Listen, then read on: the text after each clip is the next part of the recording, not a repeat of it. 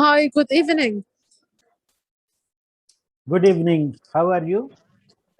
I am fine. How are you? How are you, Zubair? It's great I'm to have good. you today with us. Really appreciate your goodwill gesture and thank you very much for inviting me. It's really a very interesting webinar. We are so happy to have you tonight with us. And I'm personally so happy to interact with you, learn from you, and to host you tonight in our webinar about digital quality revolution. So it's a fantastic opportunity for all of us to learn from you. My real player, ma'am. Thank you very much. So would you kindly start by introducing yourself and delivering your presentation? Yeah, sure. By all means. So, Bismillah ar-Rahman ar-Rahim. Ladies and gentlemen, I welcome you all to this interesting webinar. And the topic today is Emerging Digital Quality Revolution, which is Paradigm of Quality 4.0. And I would like to take this opportunity to uh, share my sincere thanks with Symbios Consulting Egypt, and in particular, Miss Shiri Muslim. So I'm really glad to be here. I would like to uh, introduce my organization, which is Bytes Center of Excellence, and we help all types of organizations and individual professionals to achieve and sustain organizational and operational excellence through uh, a well-connected network of international experts related to business, innovation, excellence, and technology. So you may see some information related to our organization. And after this seminar, I'm sure that organizer will be able to share these slides with you. This is our vision, mission, and approach. So I will move towards my introduction. As I told you, my name is Zubair Anwar, and I'm a thought leader at Byte Center of Excellence. Professionally, I'm an engineer, and I have done some advanced certifications in quality and Lean Six Sigma. I've been working with several international organizations, which are actually the quality leaders all over the world. One of them is American Society for Quality, and I am supporting them in various roles. So I am the chair Technical Community Council Committee on Quality 4.0, and we are providing some strategic help to ASQ and the global community on Quality 4.0 transformation. I'm also chair of Service Quality Body of Knowledge. I'm a member of ASQ Award Board, member Technical Community Council for all other divisions in ASQ, for example, software, automotive, healthcare, aviation, defense, quality management, so on and so forth. I'm working with World Conference on Quality and Improvement for the last 5-6 years as technical reviewer and moderator. I'm also a technical reviewer for a couple of other publications, and I'm associated with Institute of Electrical and Electronics Engineers as senior member. With Technische University of Munich, which is one of the top university in Europe, I am a guest faculty and subject matter expert on Lean Six Sigma. So that was a brief about myself. And here you can see a list of publications, some books and research papers, which I have co-authored, authored, and presented at different points of time. Now let's talk about today's webinar. So I have divided today's webinar into few sections. So first of all, I will have a quick walk through the quality evolution that has happened in the past century and which has paved the way for something that we are going to focus in today's session, which is Quality 4.0. And it has a very close relationship with Industry 4.0. So we shall talk what is Industry 4.0 and what is the emerging paradigm of Quality 4.0. I will also share some of the research that has been published about the organizational readiness around the globe. And we shall also talk about the opportunities and challenges which are associated with Quality 4.0. And of course, near the end of this webinar, we shall have time for questions and answers. So the first section is the quality evolution over the past century. Now, you might be aware that we have been having industrial revolution in the past few centuries. We had first industrial revolution, second industrial revolution, and third industrial revolution. So part of second industrial revolution and third industrial revolution was the part of 20th century. And we were able to have the modern organizations, management theories, standardized work, factory education system, and things like that. And I think this is a good time to commemorate the quality gurus which have been helping all this time to share their philosophy and their research and application on the industry in order to promote quality management systems, and quality culture. You know, historically, there have been two centers of excellence in quality. One belongs to the United States and the other one belongs to Japan. So our snapshot starts with an American quality guru, Dr. William Edwards Deming, who went to Japan for an official assignment. And there he was involved with Japanese Union of Scientists and Engineers, and he shared his philosophy, which is a set of different theories and quality systems. Japanese took him very serious, and Japanese were able to get short-term and long-term results using quality as a tool for the organizational excellence and success eventually. We may not be able to discuss in detail the teachings and the philosophies because that is not our today's scope, but it is important to at least refer to the main work from these gurus, because that is going to stay maybe over next few centuries. So Dr. Deming, he used to come back home in the United States, and in 1980s, one of his documentary went viral. Now, at that time, there was no internet, there was no electronic communication. So NBC television channel broadcasted his documentary with the title, "If Japan Can, Why Can't We as US?"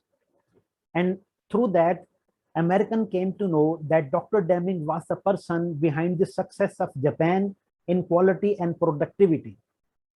So they started listening to him, and his ideas were actually applied on the workplaces in America at that time. The person next to Dr. Deming in the slide, second from the left, is Philip Crosby. He is known for many of his excellent work in quality, and I shall mention cost of quality framework that he was able to apply in the Martin Company, which today we call Lockheed Martin, famous for F-16, F-35, and other aircrafts. Crosby successfully applied the cost of quality framework and was able to enhance the operational efficiency of the Martin Company by at least 15–20%, and that translated into many billion US dollars at that time. And we are talking about 1950s and 60s. The next person to Crosby is Dr. Juran. Dr. Juran is a guru of all times. He lived for 104 years and he traveled all over the world to promote quality. His Pareto principle on the industries, manufacturing and service workplaces is very popular. And he was a very major contributor to the quality tools that he was able to found with some of the Japanese gurus. The person in the last on the right side is Dr. Feigenbaum, who was the vice president of engineering in General Electric in 1960s, and he became very popular by promoting his ideas of total quality control. And this idea was also being promoted by Japanese gurus, and I'm coming to that in a while. I have been fortunate to meet these quality gurus for few times, and I was able to share my research with them, and they were very actually kind to me. They motivated me, and they actually brought me to the level at which I am today, and I'm able to share some of the lessons that I have learned in all these years from quality and excellence by working in some of the multinationals and working in international organizations such as American Society for Quality.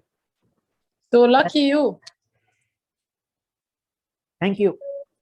Here is another photograph of Dr. Parsuraman, who was the first person to found a tool for service quality in 1980.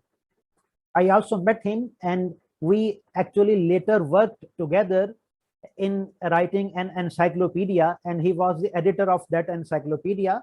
And I'm very grateful to Shiri. She has shared with you some of my publications in which I am the co-author. Now let's talk a bit about the Japanese guru, Dr. Ishikawa, the father of statistical quality control and very popular for democratizing the statistics. So the history of Six Sigma actually starts with Dr. Ishikawa, who supported and promoted bringing the statistical methods on the workplace for control charts. So Ishikawa and Masaki, they were both able to found quality tools that I would talk a bit about in a little while. The person next to Ishikawa is Dr. Kano, Dr. Noriaki Kano. He is a living legend, and he is known for his contribution to the proactive quality that we call voice of customers. And his customer satisfaction model got a lot of popularity, and he was given a lot of awards and recognition for that. In the middle, the person with the bow is Taichi Ono, the legend behind the success of Toyota Corporation. Very popular, very famous for the definition of Muda, 7 forms of waste. The person next to him, Dr. Taguchi, he is actually the father of quality engineering. And after Ronald Fisher, who did a lot of experiments in agriculture, Taguchi brought all those design of experiment techniques on manufacturing and service industries. And he's one of the key contributor into design of experiments that we used to have in our Six Sigma Black Belt projects. The person next with white hair, Dr. Masaki Imai, living legend. Just couple of months, he celebrated his 91st anniversary, and he announced that his new book is coming in June. So just look at that gentleman, 91 years old, and he has just authored his next book. And the last person in the screen is Dr. Shigeo Shingo, who is very popular for his concepts in lean management, like Poka-yoke, like Kanban, single minute exchange of die, that we are all familiar in lean management and Six Sigma techniques and methodologies. Now, what was the result of all this? We were able to standardize work, and we were able to make a lot of breakthrough improvements in the industries, in the communities, in the society, and in the world as a globe. And that actually has given rise to something that we call Industry 4.0 today. If we look at the success of these quality guru philosophies when applied to the workplaces, what was the end result? I'm going to share very interesting statistics with you. If we look at the invention of telephone, Graham Bell invented it, and it took 75 years to reach to the level of 50 million users. For the television, it took 13 years. Internet got 50 million users in 4 years. Twitter got 50 million users in 9 months. And Pokemon Go in China got 50 billion users in 19 days. If you look at the population composition of the world, in 1700 AD, the global population was 650 million approximately. Over 100 years, it grew to 1 billion. In 2019, it was 7.6 billion approximately. And there is a projection that population will grow to 11 billion by the end of this century, by the year 2100. And with the lot of advancements in the medical field and healthcare, we have been able to increase the life expectancy, which was merely 35 years. Now it has increased to almost 72 years. And we used to have a lot of famine, pandemics, epidemics that we have been able to overcome. For example, if you look at the current pandemic of COVID-19, the world has really reacted. We have got a real response from the healthcare sector, and we have been able to actually protect the world population in large quantities by investing into the vaccines. So this all has actually helped to shape up Industry 4.0. One of the major breakthrough that happened was actually combining the physical sciences and the computing sciences. And that gave rise to Industry 4.0 in this century. So if we go back 10 years or 11 years, Industry 4.0 started. We used to have a term automation in the Industrial Revolution 3. Now this has gone to a superlative degree, which we call automation. So Industry 4.0 is what? Industry 4.0 is the combination. It is the juxtaposition of digital and physical world. And it has disrupted the industries, both in manufacturing and service. So the benefits of technology, they are now defining the socio-economy. They're impacting our individual lifestyles. They are impacting the communities and the societies. Now people are talking about autonomous vehicles, self-driving vehicles. We are sending such vehicles to Mars. If you are aware that a couple of years ago, NASA actually held a competition on building a habitat for Mars. So when we land on the Mars, how the habitat should look like, who is going to build that? So good news, humans are not going to build those. So what we are going to do, the organizations which are working in space technology, they are actually developing robots which would land on Mars earlier than human, and they will assemble themselves into something that you have seen in the movies of Transformers, and they will build those habitats. So once men go there, they land on Mars, they will live in those habitats. We are now having hyperloop trains. I remember once I traveled in Shanghai in the fastest train of the world, bullet train, gaining a speed up to 450 kilometers per second. Now we are talking of trains, pods achieving a speed of 1200 kilometers per hour. And this is not a dream. This is now, which is now being tested. Now we have smartphones. We have machines which are learning. We are now redesigning our towns.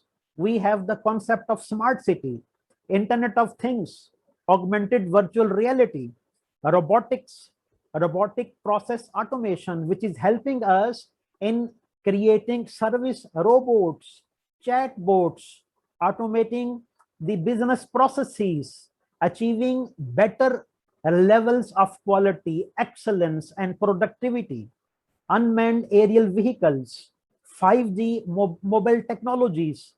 And with all these things, we have supported frameworks and we are now having something called predictive analytics, which we are able to come up with using other technologies such as artificial intelligence, cloud computing, blockchains, cyber security. In the industries, we have 3D printing. I will share with you some of the industries in the next slide in which these technologies are now being used. So in governance of the corporate and even in the governance of public sector organizations in the developed world. Transportation means agriculture. We now have new terms, smart agriculture. IoTs are uh, being deployed in agriculture all over the world with a very high frequency. Aviation industry has made a lot of improvement using these technologies. For example, in the maintenance of aircrafts, they are now using Dockery glosses, which is a quick way of identifying defects for the maintenance in an aircraft. Now we are talking about branchless banking. In Singapore, we have total digital banks. We used to have the NASDAQ back in 1970s, 80s as the first electronic stock exchange. Now we have a lot of things taking place on internet, financial technology, fintech. We have now crowdfunding, we have crowdsourcing. This is all possible because of the disruptive technologies driven by the innovation. We have new things in the defense. Now education model is being changed. I just attended World Conference a couple of weeks before, and I heard people talking about challenging the current education system in the universities and colleges and the schools. And they were charging those institutions that they are teaching our kids old things, and they should prepare our next generation, the next gen, for the new technologies, so that whatever they study in the institution, they should be able to apply. They should have the knowledge when they go to the workplace. They could apply that skill, that knowledge that they gain in the university or in the other institutions. If you look at the construction industry, it has never achieved this level of productivity, this level of safety, this level of quality, which they have been able to achieve through the use of Industry 4 technologies. A drone are helping them, geographical information system, geoimaging, thermal imaging. This all gadgets are now part of construction industry, and we have tools available in commercial use.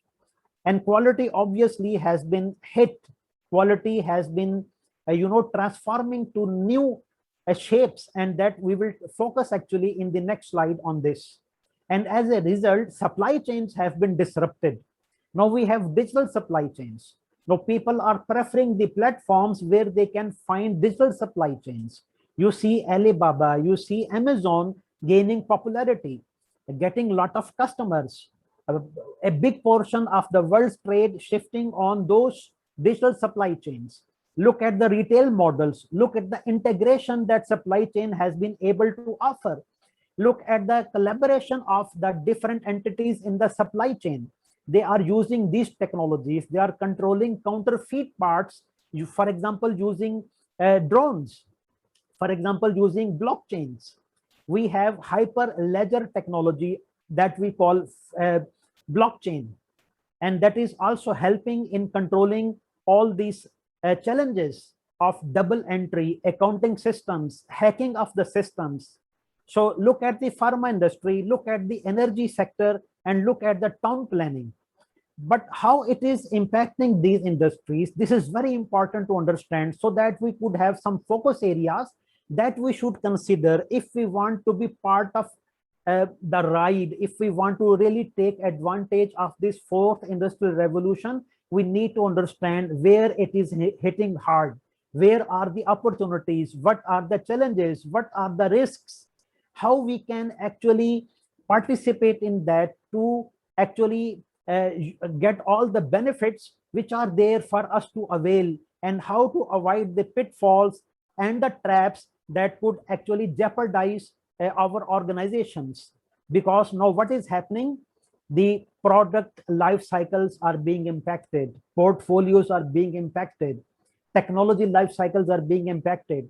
So the organizations who were selling one innovative product, they need to think about second innovative product because of lot of competition, because now access is available to every individual organizational entity and the professional all over the world. So you are going to have new organization, lot of disruption. Innovation is not now limited to couple of or handful organizations. Now it is even coming from the developing countries. So strategies are being impacted, business models are being impacted. Now people are talking about digital business models. And this is not only hitting the industry, it is now also hitting the regulators. Now regulators are also under doubts and worries how they are going to regulate the industry. So what they are doing some sandboxes, even with the fintech organizations, which they have been resisting since 2008 after the economic depression. So new technological systems organizations are considering, and the organizations are actually formally founding technological functions. They are talking about technology strategy. So the corporate strategy is actually being enriched, being enlarged. Governance is actually being promoted. Operational models are being revised. Why? In order to achieve a strategic fit, to remain competent, to sustain. Otherwise, the story may end like very rapidly going into the list of Fortune 500, and in a few months, few years, going out of that list. So the churn out has increased. So now the customer is educated. Customer is also very much a bigger part of this industry 4.0. And organizations are now trying to focus to create a very rich customer experience. Why? They are targeting customer delight, because customer satisfaction is a very tiny thing over here. Now the people who are running these shows, people who are defining strategies, people who are working on deploying technologies, people who are trying to innovate, they got to have new competency, because old ones are not going to help. So HR is again on their toes. They have to actually enrich the job descriptions.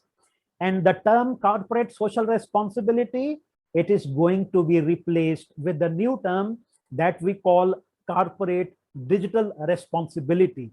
So this is again not a fiction. This is something that is happening all over the world.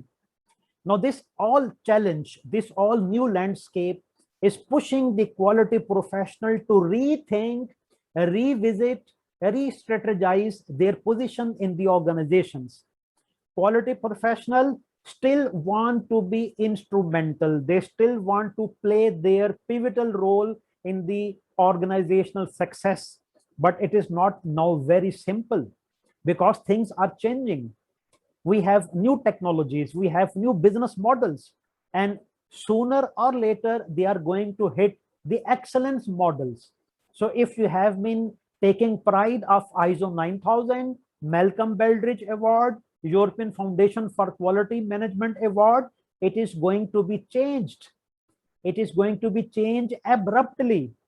So quality professionals need to think about having up-to-date knowledge. They got to develop new competence. Their job descriptions are going to be revised. Organization systems are going to be revised. And we are going to have a real integrated logic in between the business systems, in between the planning systems, and in between the field. Now PLCs are going to be connected to SCADA. SCADA is going to be connected to ERP, and that would be connected to decision making on the strategic level, which has always been a wish list for so many decades. And this all give birth to something that we call quality 4.0. So what are the new dimensions of quality 4.0? Now I would request all of my attendees to pay full attention. Before it was about processes, before it was about learning tools. Now it has got a broader prospect. Now you should be aware that we have been agreeing on 3 dimensions of quality in the leading organizations such as American Society for Quality. So we need to understand people, how we are going to equip them, how we are going to skill them. Number one. Number two, once they get a skill, how they are going to be upskilled, because one skill may be obsolete in some time or so. Our processes, which used to be manual, from manual we got them automated, and now from automated they are going to be automated. So when the robots are running the factory now, and we have term like smart factories, so it would be an advancement from CNC machines. So once those jobs are taken over by the robots, so where do you find your place in the process? So you got to equip yourself, you got to redefine the process, you got to keep yourself ahead of that robot, which would not require sick leaves, which would not require cigarette breaks, bathroom breaks, family breaks, right? Productivity levels, because of the competition, is the target of the industries. So in order to remain there, in order to control those automated processes, you got to develop yourself. And how that is possible? You have to work now in learning the technologies. So the technologies that I took name in the beginning of my talk, you should be aware of those technologies, how they can help you. What are those technologies? What are the building blocks? How do they fit in the business models, in the operating models, in the excellence models, and how those technologies would help in integrating the organization, how excellence is going to be evolved. So this is all food for thought for all you people around the world, that you have to position yourself. Your profession is going to be re-strategized, redefined around these three dimensions: people, process, and technology. Now I will take you around a very interesting study that has been conducted by American Society for Quality in collaboration with German Association for Quality and the Boston Consulting Group, very famous organization, BCG.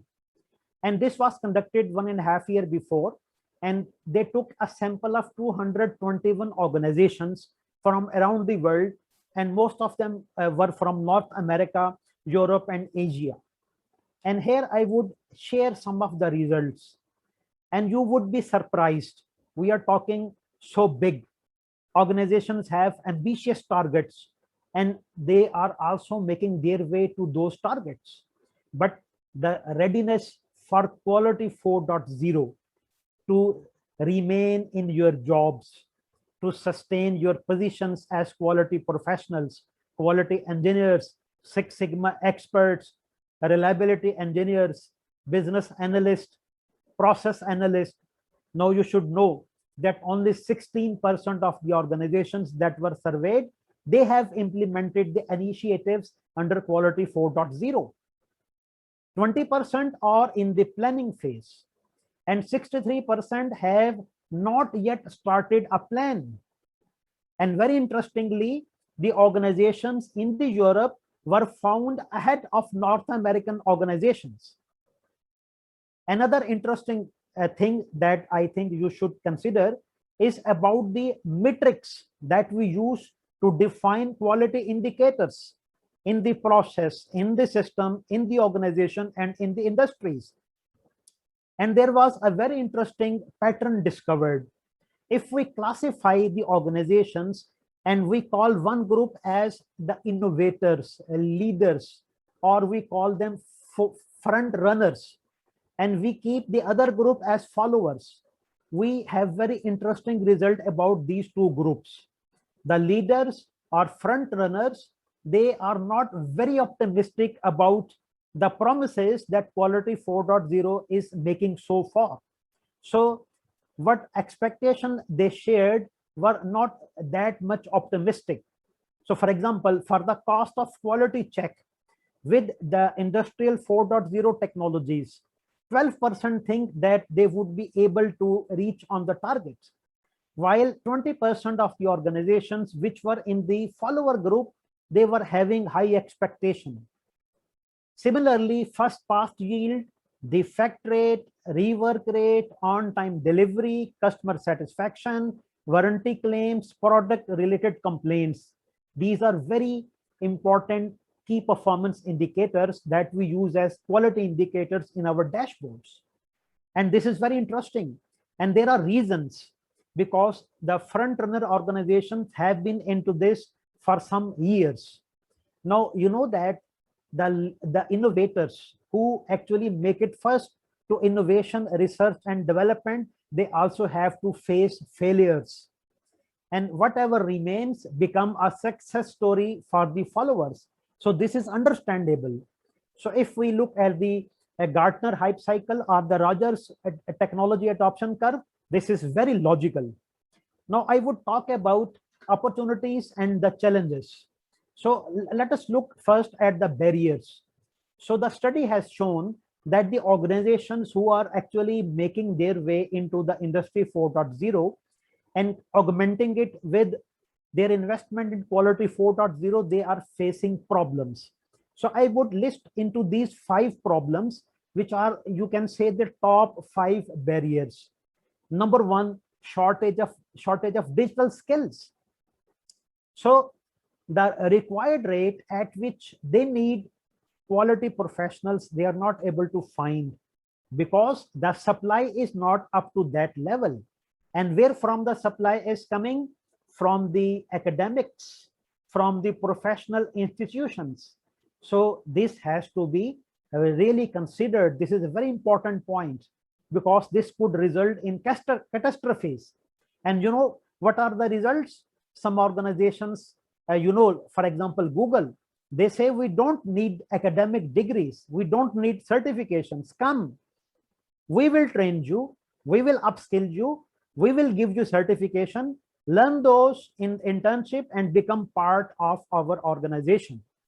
Now, this level of organization with multi-billion-dollar of business, if they set such examples, what would be left over for academia? What would be left over for the institutions which are providing consultancy? How much they themselves are upgrading themselves to reach that digital level to help the industry in getting those expertise and skills and competence. The second very important thing is the inertia within the organization, that we call organizational resistance to adopt to new technologies. Now, if it stays there, you are going to be listed in Nokia, IBM, Kodak, all those stories. Let's not forget General Electric. Jack Welch turned around by $100 billion using Six Sigma methodologies. But what happened after that? Where is General Electric? So if you don't innovate, if you can't transform your organization towards new technologies, towards new business models, you are going to be out of business. And there are no empathies, no sympathies in business. And another very important barrier that we should talk about is outdated infrastructure and system. So what is our pace to automation? What is our pace to automation? For how long did we invest in the previous technology? Did we think about our technology strategy? Did we know what is the current rate of diffusion of the old technology, and how fast we should think about incorporating the new technology and things like that? Number 4 is siloed and fragmented data. We have insecurity. Our data is not clean. And now data is going to have a pivotal role. Even we have regulators who are actually bringing in regulations such as GDPR. Now, America has also said that they're going to have some regulations on the data governance. And data science is now heart of Industrial Revolution 4.0. But how much organizations are considering this? It is a big question mark, a big barrier. So you can talk big, you can think big, but when it comes to application and you don't have data governance model, you don't have data policies, you have no idea about the data systems, you are going to end up in failures. Very important, last but not the least, the fifth top 5 barrier is concerns about cybersecurity. What happened to the US for their oil pipeline is not an old story. This is a continuous struggle in between the hackers and between the experts. And organizations need to spend on that. Don't just leave it to the people who are on the operational level. This has got to have a projection on the higher level. So what is the opportunity in all this? Now let us talk about this before we finish our session. So fortunately, study also provides a roadmap for the organizations who want to join the front runners or who want to join the followers, how they should be actually thinking about placing themselves and positioning themselves. So it is pretty simple. They have to scan the environment, which is a formal way of business decision. So identify the opportunities, do strategic alignments, ideate the opportunities, define your priorities, build business cases, test them. And then you should remember, when I say plan, when I say test, when I say readjust your plan and then implement, I'm talking about Dr. Deming PDCA cycle, which is the foundation of all the management system in the world today. So that is why I refer to all the philosophies and I took the names of those gurus whose principles, whose philosophies are still going to help us. And if you are aware that in a lean application in, for example, by Linux Foundation in the software, lean application by the construction industry using Industry 4.0, and such other quality frameworks and models application in Industry 4.0 is still going to help. So those would not be forgotten lessons. So I would end with a very important quote that a future visionary shared with us 50 years before. Yes, 50 years before, Alan Toffler, which is a great popular American philosopher, he wrote this in his book in 1970. And he said the illiterate of the 21st century would not be those people who cannot read and cannot write, but those people who cannot learn, unlearn, and relearn. So this is the time to actually reposition yourself, re-strategize yourself, time to develop new skills. Don't stick to the old school of thought. The world has changed. You have to realize that signal of change, and you have to position yourself so that you can help your organization to position as an organization to sustain in the industry. And that concludes my talk. I really appreciate your time. And we still have, I believe we still have few minutes for any questions and answers. So over to Ms. Shireen.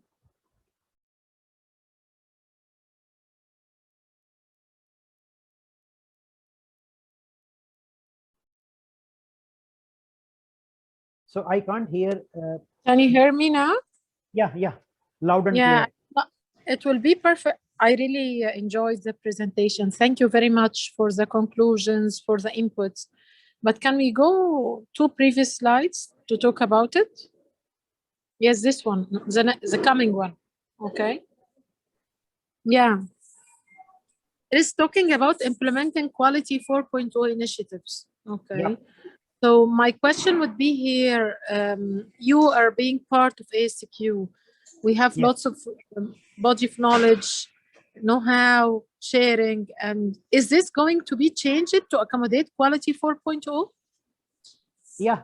So in American Society for Quality, I'm working in many capacities, and one of them is actually a Quality 4.0 initiative.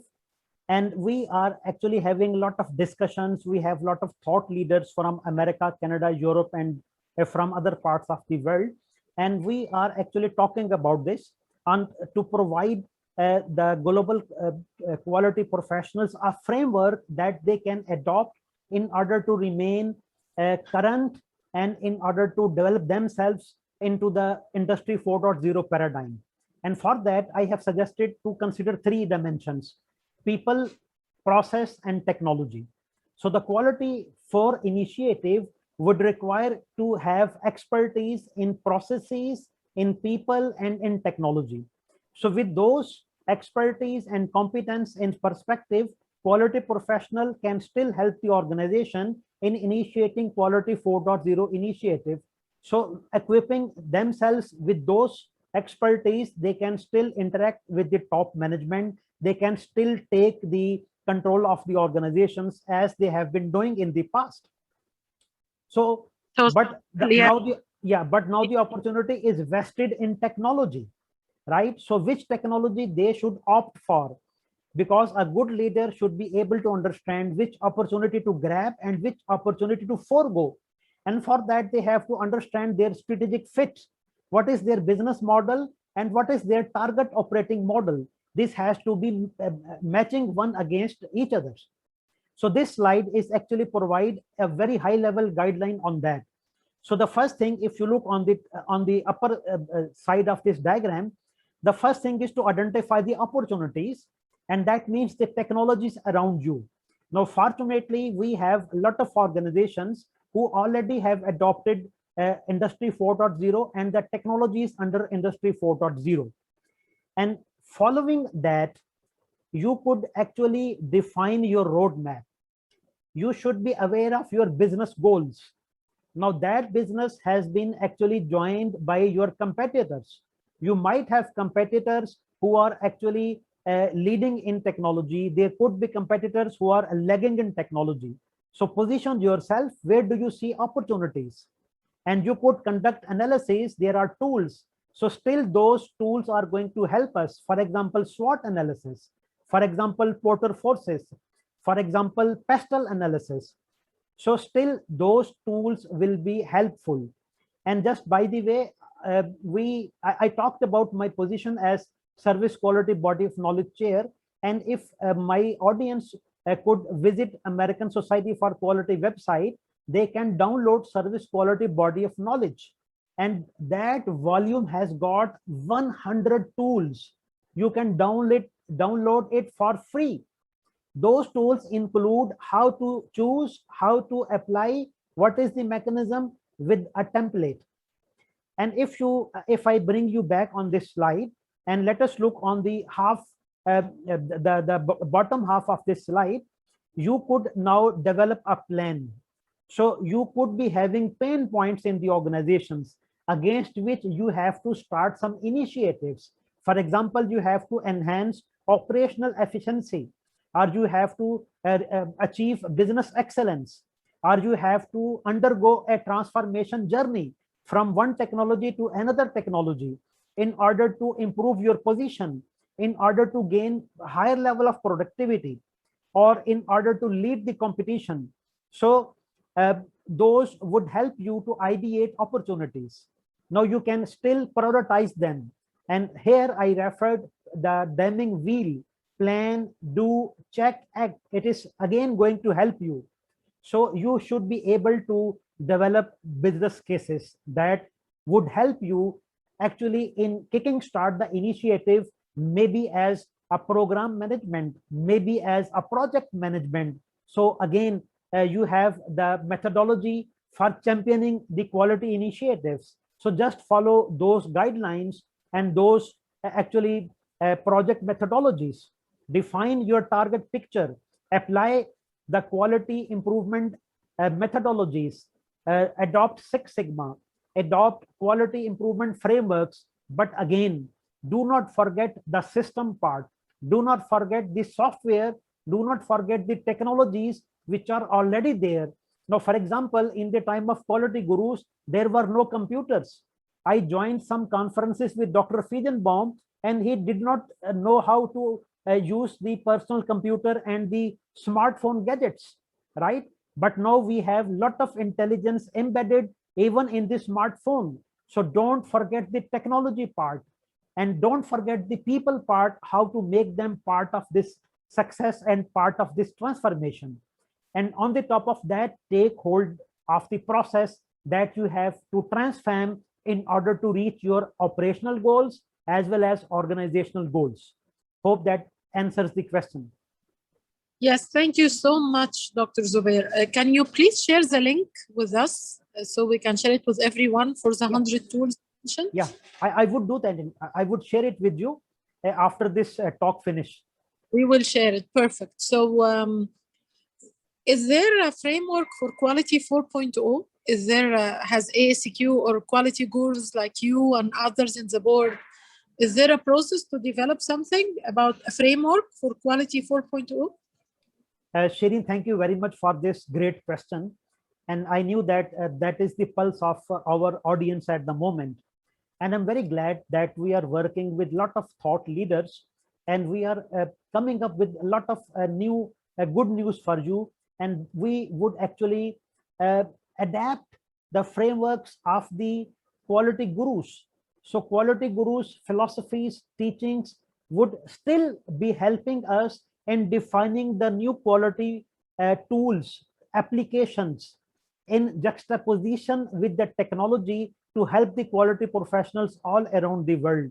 So I would request you to actually promote watching and joining the platforms that American Society for Quality is operating. And I'm sure that in the Middle East, American Society for Quality has a complete organization, and we can also actually push them to collaborate with you so that they would be able to help consultants, professionals, and organizations in the Middle East to come to the new levels of technology and excellence. Fantastic. We have already made some stories and some use cases in implementing autonomous process and digital transformation manufacturing execution systems already, which has been enabling us for quality because it's becoming autonomous. We read the data with the process parameters from the machine, and we automate the equation, we automate the control charts, we draw real-time the process capability, and we get deep dive in the analysis, and we get quality analytics dashboards. It has been done with one of the biggest painting companies in the Middle East. But some people here are interested, Dr. Zubair, to learn from you. Is there use cases or case studies about companies who implemented Quality 4.0 for them to check and read and learn? Yeah, Miss Siri, thank you very much. I'm very glad to know that things are going well in the Middle East region. And I'm also very happy to share that, yes, the case studies are available. Now, case studies are available from aviation, from healthcare, from software, from automotive, defense, space, lot of industries. Do you know that Amazon, for example, they are applying Six Sigma methodologies in car manufacturing? And that would be very interesting for you people. Tesla is implementing Six Sigma methodologies, and they are actually on the top of the technology, and they're rocking quality 4.0. So the answer is yes, case studies are available. If you go to American Society for Quality resource page for quality 4.0, you can find a lot of case studies. And I'm also actually, as the committee chair, we are also actually promoting sharing of those case studies for the professional all around the world. And this is all for free. There is no charge for that. We have to actually support quality professionals so that they could help the organizations and themselves and the community in order to sustain and elevate the quality and the transformation journey. Someone here is asking how to make quality 4.0 with existing ERP system. So he's talking, for example, they have SAP Infor. That does quality 4.0 has to be cloud-based or facility-based? It's a question. Yeah, it's an interesting question. And I think I would give you some examples over here so that you can assimilate and digest this because we really talked too high. Now see, we are having a lot of technologies which are going to work in support to each other. So we are going to have data, real-time data from the field. I'm repeating, from the field. It is not only from the factory itself. So when you are saying ERP, you think it is limited to factory. I'm telling you, we have machine learning, we have Internet of Things, and we have something called industrial Internet of Things. And this is something being practiced in healthcare. This is something being practiced in heavy machinery. For example, in the mining industry, if you go to the Australia and you find heavy machinery doing mining and transmitting the data from the drill machine, from other parts of the machines through IoT to their nearest station, and from that, with the cloud, it goes back to the factory, it goes to the business intelligence, it goes to ERP system. Now, another part, you might have heard about the term digital twin. Now, what is digital twin?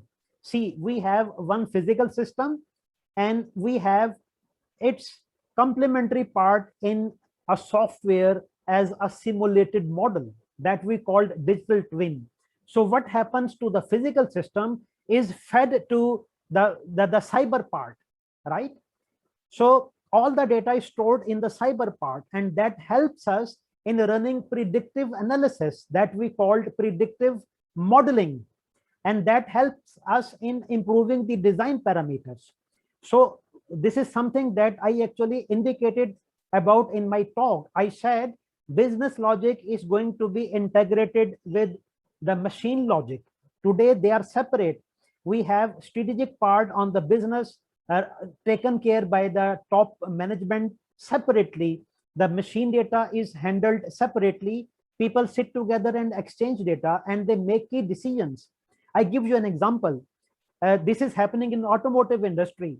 You buy a vehicle and you actually, because of cloud computing, because of industry 4.0, we have now subscription models. We have something called platform as a service.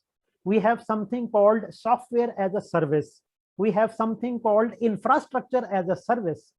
So we actually subscribe for the infrastructure, for the platform, for the software. For example, you actually buy a car from an automobile manufacturer, and you get a subscription of operating some of the features. And if you need more features, you can request them to activate those features, and you pay for those features as a license for a certain period of time. So this is a new news for you. It is, so you know that it is happening in operating system. It is happening in Microsoft Office 365. It is happening in Amazon Web Service, Netflix.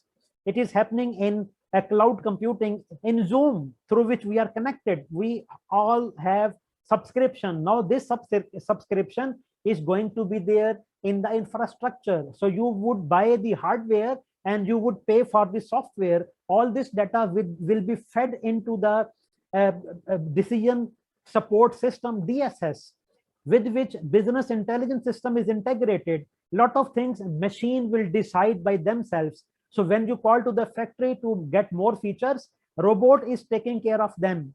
That we call robotic process automation, business processes.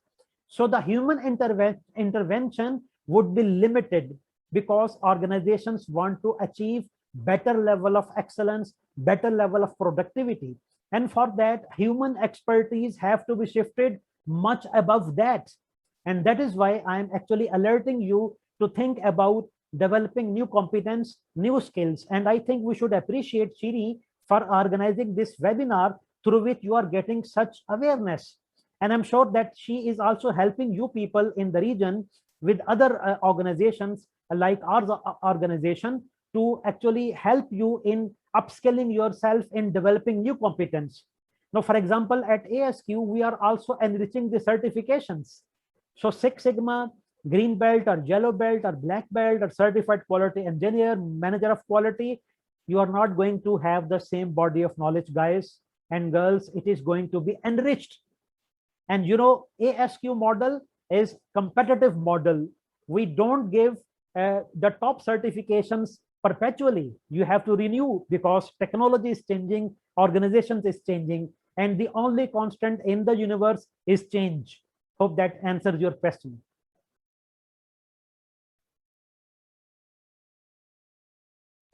Thank you a lot, Zubair, for such information. And I love your enthusiasm. I love your passion when you talk about it, because it's not easy that you accept a change and you are encouraging change, embracing change, leading change, talking to quality gurus all over the world. One last question I think we can take is about finance. And Yeah, finance, sure. Yeah, in finance, he's asking about finance and accounting, the role in digital transformation and quality 4.0. So thank you very much for this interesting question. And I'm telling you that blockchain technology is going to hit the accounting systems that we are using in our offices, we are using in public sector department. Because you know why? Because our accounting system depends on double entries. Our books have to have double entries. Our whole accounting system, our audit system is based upon that. And blockchain, or we call it digital ledgers, or we call it hyper ledger, it is actually challenging this status quo. And if we apply blockchain as it is in its pure form, we do not need auditors. We would have trust, because blockchain, by definition, by the virtue of design of the technology, do not require counter checks, because all the nodes or elements in a blockchain are having all the information. So it is not that one block has different information and another hash block has different information.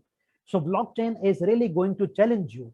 And that is why all the financial regulators all over the world, they immediately banned cryptocurrency, because cryptocurrency, or we call it digital currency, or maybe you are aware of Bitcoin and other cryptocurrencies, which are which have cryptography by default, so they cannot be misused, right? Blockchain is believed to be the most reliable, most secure network for the accounting system and for the financial transactions. So it is not time to worry actually for you people as operators, as banks, or as financial institutions. It is actually warning the financial regulators, the tax collectors, the central banks, how they are going to adjust books, how they are going to run audits. And we have internal audit, then external audit, then we have state audit, then we have special audits. So all this is going to be challenged. And the only way which some of the wise financial regulators have thought upon was not to avoid it. So they have decided to know it very closely, not by escaping, but by participating into it. I tell you a very interesting example of Google. Almost 10 years before, Google decided to actually manufacture driverless cars. And at that time, no one was doing that. Even Google was not an automobile manufacturer. And they went to the Department of Transport in the United States, and they said, we want to get the license of car manufacturing. And they explained that we shall manufacture a car which will drive itself. And the Department of Transport said, how it is possible? And how we are going to regulate those cars, that traffic system? And Google did not stop, did not change their mind, because a regulator was not ready. What they decided to teach the regulator. Now today, Department of Transport in America is helping the car manufacturers, and they are helping the organizations who actually make standards. They are helping AIAG, Automobile Industry Action Group, on how to create standards. So for example, vehicles are going to talk to each other, which you will never know, in order to ensure safety, in order to control the speed of the car, in order to control human. So on the same wave, financial regulators are actually trying to join this technology ride. So what they are doing, it is called sandbox experiments, by involving the financial operators. So digital finance companies, they are going to involve themselves with the financial transactions using, in some cases, the cryptocurrency. So because with every blockchain, cryptocurrency is automatically generated. You do not need a separate rocket science for that. So I would also advise you to actually upgrade yourself by taking advanced courses. So maybe you cannot just start studying the financial technologies, because it has also different paradigms. We have fintech 1, fintech 2, and now world is actually having fintech 2.5. So that is again a separate pool of technologies. So I'm sure that answers your question. Thank you, Zubair. And there is we can say as well in finance, we have process mining, we have RPA, we have many technologies for business process reengineering who can help us to improve the process. We have been contributing with one of the multinationals in the Middle East, and they are re-engineering their processes, how to be simpler. That's what exactly as Zubair said, we need the basic tools. We need the Lean and Six Sigma tools. But we use technology to make our processes smarter because we can build dashboards, AI, automate business rules. I had a meeting with one of the factories today, and we were discussing how the dashboard can help him to automate even sending emails. Like if you have failures or quality problems, twice in a row or 2 days, you have this defect, it can be sent an email and escalated to the manager and manager of the manager. So let's not just think about that quality 4.0 is something separate from industry 4.0. They are integrated together. All the new processes, which are digital, as he mentioned, look at Google Map. Google Map now has built-in quality. Who said built-in quality? The Japanese quality gurus. They talked about built-in quality for years. Now, using technology, you build in quality. The machines, the process settings, the process parameters, the instructions will not be up to an operator to set it on the machine. The product will be smart, and the machine will read the product, and it will do the auto setting. Changeover will be smart. Even the machine will fix itself. It will give you the fault message. As he mentioned, digital twin. Yep. So think about SIPOC tools, which we have learned in Six Sigma, supplier input, process, output, customer. They use it now for processes, how we can make it simpler, how we can make it smart, how we can add technology to our SIPOC. So it all started with quality. So the idea is that we as quality people keep learning data analytics, learning digital transformation, learning the basics so we can understand the new technologies.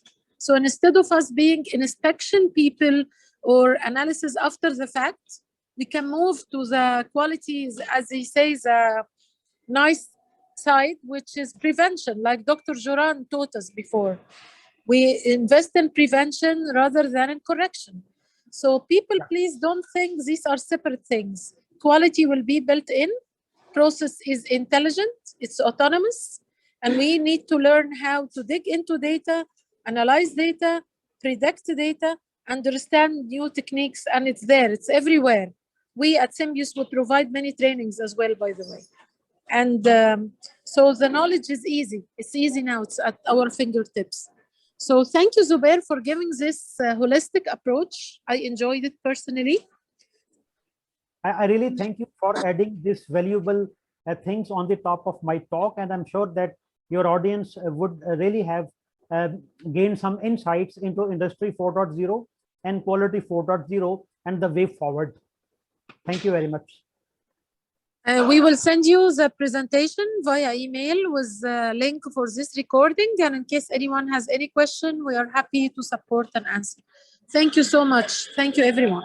Thank you. Okay. Have a nice evening. Assalamu alaikum. Wa alaikum assalam.